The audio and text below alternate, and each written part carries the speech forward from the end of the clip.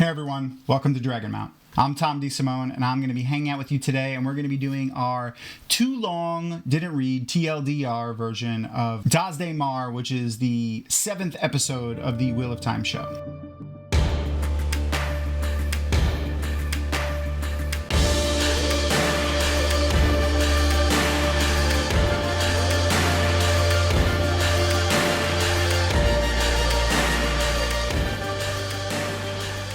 I think Lan did the right thing by snitching on Maureen.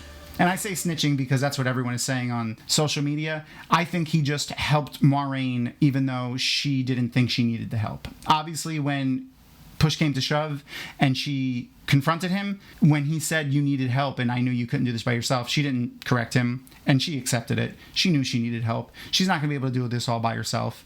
Alana and Varen are going to be a great help to her, and I'm really excited to see that. But yeah, no. Lan didn't snitch on her. He didn't break any trust with her. She needed this. This is one of those instances where she needed the push from Lan to go and ask for help from others. Now, hindsight being 2020, maybe Swan wasn't the right person to go to. But, you know, no one could have known that at the time. They've been in love with each other for 20 plus years. So, like, why would she go against her? I'm sure neither of them thought that, but here we are. So I know these TLDRs are usually book spoiler free, but this is a slight one. And if you don't know what it is, you don't know what it is. I won't go into detail. You'll just know a word. I think they're cutting the kin, and I'm okay with that. I don't think it's going to affect a lot of storylines. I think combining them makes sense. And as long as they follow the path that happens toward the end of the story with them, I'd be fine with it. But yeah, they're cutting the kin. Or at least the kin as we know them. So one of the things I usually do is best dressed. And honestly, I think that's got to go to Lanfear. Lanfear's winning a lot this episode, I think. So both versions of Lanfear here, both the Dream World version and the Awake World version of Lanfear, is incredibly hot. And I love everything about it. I like the Trinity a hairdo from the Matrix / goth Cher vibe that she has going on in the World of Dreams. And like this, I don't know, regal queen vibe that she has going on in the waking world with this like silvery white with like maybe even a little bit of inlaid gold on the stripes on her chest. Like just absolutely fantastic. I absolutely love it. Really just 10 out of 10 on everything she does, even though she's horrible and a sociopath. I love her. So for best quote this episode, I was torn between, is this a sex thing or a murder thing? Because either way, I prefer we skip the talking. Like that, I was crying on the floor, like when he said that. But that was winning until Egwene, my girl, busted out with the Rena, I will kill you. Like just I can't not give it to that. It's perfect. Like yeah. I'm really loving Show Egwene a lot. Book Egwene had me frustrated a lot, but Show Egwene, man, just nonstop, better and better. And then obviously, like, she stole this episode, whether it's her exploding, her channeling being amazing, or this still holding out and so sure she's gonna kill Rena. Like she's got to be the one who stole the episode for me. Though I will say the best use of the one power goes back to my girl Lanfear. Like look at this. Just she looks so awesome.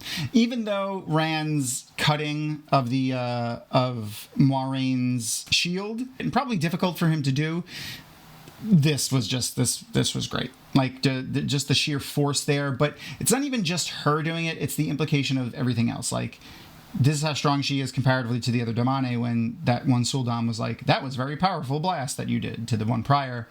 But then we remember Nynaeve is 10 times stronger than her, and Rand is even stronger than that. So yeah, that's crazy. I'm really enjoying that. This episode as a whole really just feels like this isn't the penultimate episode like, you know, Game of Thrones would do, where they would have like the big thing happen in the second to last episode and the last episode really build for the following season. This is more like like everything is just about to reach a boil, like that tea in the scene with Ishamael and Matt.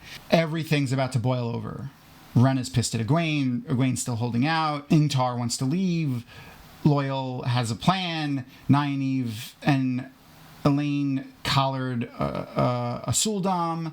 Like, there's a lot going on there. And now we have Lanfear Maureen, Lan, and Rand all on the way to Falm. So it should only take them a few hours to get there. So we should see them there by the beginning, if not very soon into the next episode. And then the Horn of Valir and Turok and the Sean. There's so much going on. And are we going to see Rand bannered in the sky in fire and things like that? So yeah, I'm really excited about this episode. This episode was really good. I thought they did a great job.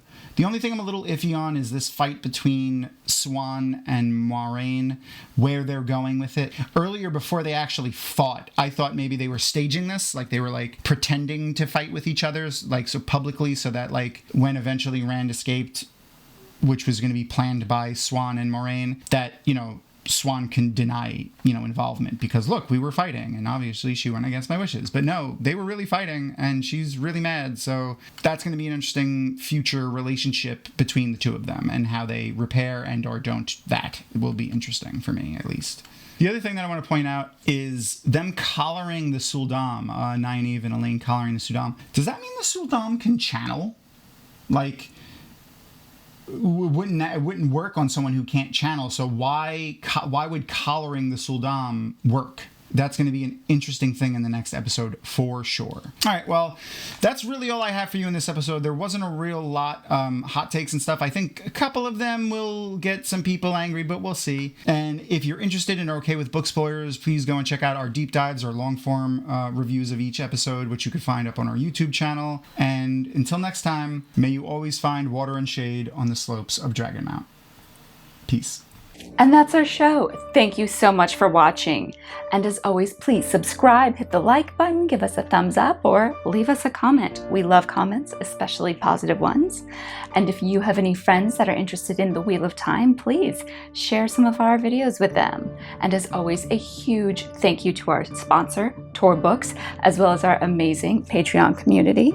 And if you are interested in learning about how more of the show is made or some Wheel of Time insights, you too can become a member of the Patreon community. And as always, follow us on Dragonmount with social media. And thank you so much for watching.